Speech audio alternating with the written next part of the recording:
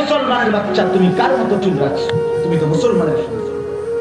যাদের চুল এরকম বড়, এই ফ্যাশনেবল চুল, এটা ফ্যাশন না, এটা ইহুদিদের চুল, এটা খ্রিস্টানদের চুল, এটা নাস্তিক মুরতাদের চুল, এটা দাজ্জালের চুল, এটা আবু জাহেলের চুল, এটা জাহান্নামীদের চুল।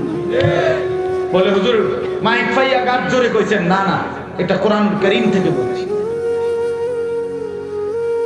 আল্লাহ তাআলা কোরআনে সরাসরি আবু জাহেলকে বলছে, আবু জাহেল তুই বেশি বাড়াবাড়ি করছ, তোরে আমি হাসরের ময়দানে তোর লম্বা ঝাঁকড়া চুল ধরে তোকে বেইজ্জতি করব। কাল্লা লা ইল্লাম তানতাহি লানাসফাআম বিন নাসিয়া। এই আয়াত আবু জাহেলকে লক্ষ্য করে নাযিল হয়েছে। সূরা আলাক, ইকরা বিসমি রাব্বিকাল্লাযী খালাক, যে সূরা, এই সূরার লাস্টে আছে। আপনি তাফসীর দেখেন, ওখানে আছে এই নাসিয়া শব্দের অর্থ হলো সামনের চুল বড় যাদের, তাকে বলে নাসিয়া। আল্লাহ বলছে তোর সামনের এই বড় চুল ধরে হাসরের ময়দানে তোকে ফেলে বেইজ্জতি করবে। এই জন্য সামনের এই বড় চুল, এটা আবু জাহেলের চুল। 2 নাম্বার, কোরআনুল কারীমে আছে আল্লাহ তাআলা ফেরেশতারা হাসরের ময়দানে আল্লাহকে বলবে, আল্লাহ জাহান্নামীদেরকে জাহান্নামে, হাসরের মাঠ থেকে জাহান্নামে ফেলবো কিভাবে? তো আল্লাহ তাআলা বলবেন ফায়ুখাযু বিন নাওয়াসি ওয়াল আকদাম। এই চুলের সামনের অগ্রভাগ বড় চুল এবং 2 ঠ্যাং ধইরা ছাগলের বাচ্চা যেভাবে আলগি দেয়, এইভাবে আলগি দিয়ে ধইরা এমনে আসার মধ্যে চাপবেই না জাহান্নামে। এই জন্য চুল বড়, সামনের এই ঝাঁকড়া বড় চুল, এগুলো এর জাহান্নামের চুল।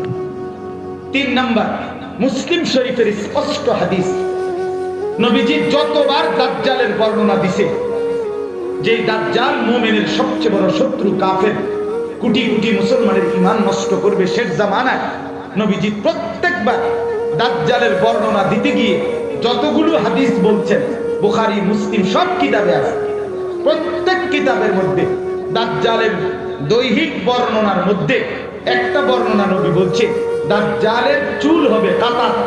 কাতাতুন মানে হলো এলোমেলো, এবড়ো থেবড়ো, স্বাভাবিকতার পরিপন্থী।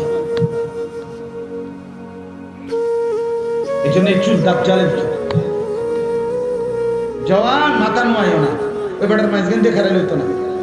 আমি দেখছি তুই মাথা অন্য আইলে কি লাভ? আমার কাছে লজ্জার কিছু নাই।